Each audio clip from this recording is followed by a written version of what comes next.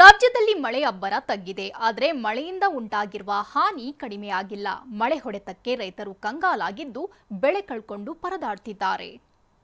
ನೀರು ಎಲ್ಲೆಲ್ಲೂ ನೀರು, ಬೆಳೆಯನ್ನೆಲ್ಲ ಆಹುತಿ ಪಡೆದಿದೆ. ಜಮೀನುಗಳೇ ಕಾಣದಂತೆ ನೀರು ನಿಂತಿದೆ. ಜಲಾಘಾತಕ್ಕೆ ರೈತರೆಲ್ಲ ತತ್ತರಿಸಿದ್ದಾರೆ.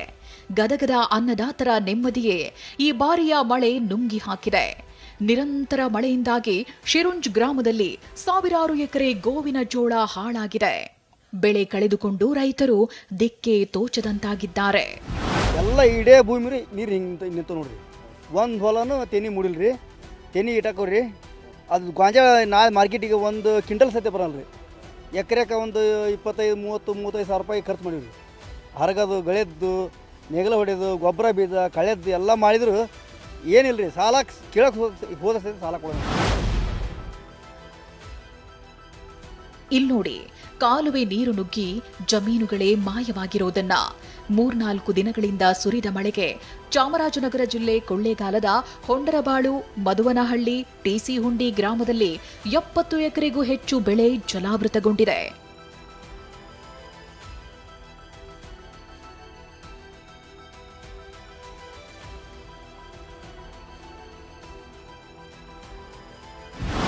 ಚಿತ್ರದುರ್ಗದ ಚಳ್ಳಕೆರೆ ಭಾಗದಲ್ಲಿ ಮಳೆಗೆ ಈರುಳ್ಳಿ ಹಾಳಾಗಿದೆ. ಅಧಿಕ ತೇವಾಂಶದಿಂದ ಈರುಳ್ಳಿ ಬೆಳೆಗೆ ಹೊಡೆತ ಬಿದ್ದಿದೆ. ಹೀಗಾಗಿ ರೈತರೆಲ್ಲ ಕುರಿ ಮೇಕೆ ಬಿಟ್ಟು ಮೇಯಿಸುತ್ತಿದ್ದಾರೆ.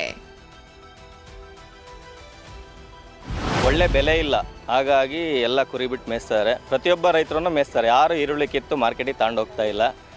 ಹಂಗಾಗಿ ಸ್ವಲ್ಪ ಗೌರ್ಮೆಂಟ್ನವರು ಆ ಭಾಗ್ಯ ಈ ಭಾಗ್ಯ ಕೊಡೋದು ಬಿಟ್ಟು ಸ್ವಲ್ಪ ರೈತರ ಕಡೆ ಗಮನ ಹರಿಸ್ಬೇಕಂತ ನಾವೆಲ್ಲ ಕೇಳ್ಕೊಂತಿದ್ವಿ. ನಮಗೇನು ಬೆಂಬಲ ಬೆಲೆ ಕೊಟ್ಬಿಟ್ರೆ ನಾವೇನು ಕೇಳೋದಿಲ್ಲ ರೈತರು.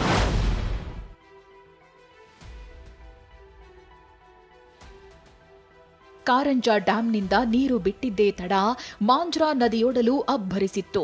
ಇದರಿಂದಾಗಿ ಬೀದರ್ನ ಬಾಲ್ಕಿ ತಾಲೂಕಿನ ನೆಲವಾಡ, ಮಾಸಿಮಾಡ, ಚಳಕಾಪುರ ಸೇರಿ ಹಲವೆಡೆ ಉದ್ದು, ಸೋಯಾ, ಹೆಸರು ಬೆಳೆ ಸಂಪೂರ್ಣ ಹಾಳಾಗಿದೆ.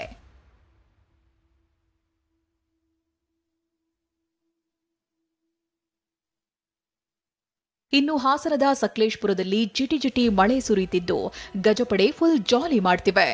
ನಿಡಗರೆ ಗ್ರಾಮದ ಕಾಫಿ ತೋಟದಲ್ಲಿ ಕಾಡಾನೆಗಳು ವಿಹರಿಸುತ್ತಿದ್ದು ಕೆರೆ ನೀರಲ್ಲಿ ಮಿಂದು ಫುಲ್ ಮಸ್ತಿ ಮಾಡಿದ್ವು.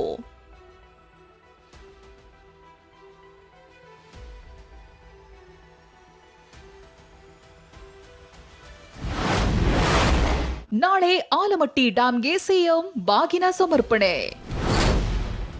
ಭಾರೀ ಮಳೆಯಿಂದಾಗಿ ವಿಜಯಪುರದ ಆಲಮಟ್ಟಿ ಡ್ಯಾಂ ಭರ್ತಿಯಾಗಿದೆ. ನಾಳೆ ಡ್ಯಾಂನಲ್ಲಿ ಕೃಷ್ಣೆಗೆ ಗಂಗಾ ಪೂಜೆ ನೆರವೇರಿಸಲಿರುವ ಸಿಎಂ ಬಾಗಿನ ಅರ್ಪಿಸಲಿದ್ದಾರೆ. ನಾಳೆ 6ನೇ ಸಲ ಸಿದ್ದರಾಮಯ್ಯ ಆಲಮಟ್ಟಿಗೆ ಬಾಗಿನ ಅರ್ಪಿಸಲಿದ್ದು ಅತಿ ಹೆಚ್ಚು ಬಾರಿ ಬಾಗಿನ ಅರ್ಪಿಸಿದ ಸಿಎಂ ಎಂಬ ಖ್ಯಾತಿಗೆ ಪಾತ್ರರಾಗಲಿದ್ದಾರೆ. Bureau report, TV9.